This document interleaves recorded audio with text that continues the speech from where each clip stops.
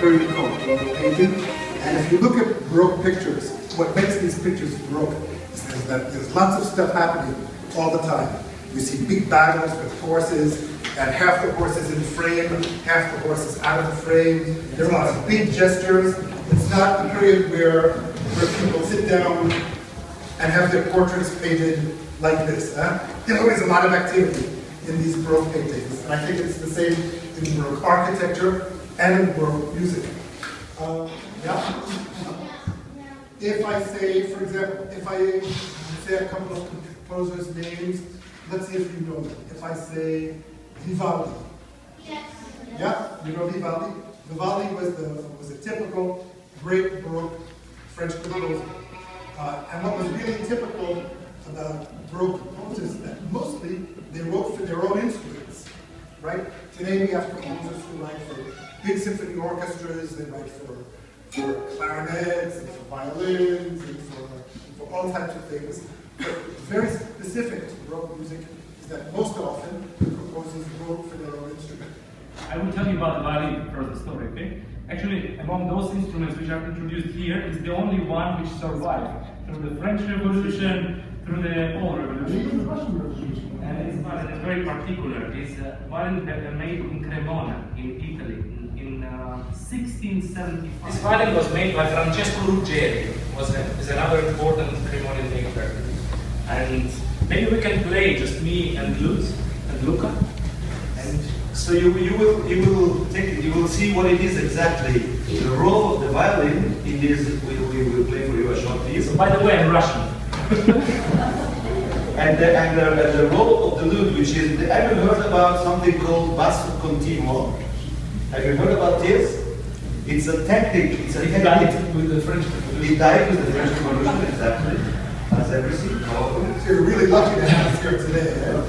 And the basso continuo, you know, the part of the violin is a melody, and I have this, you see?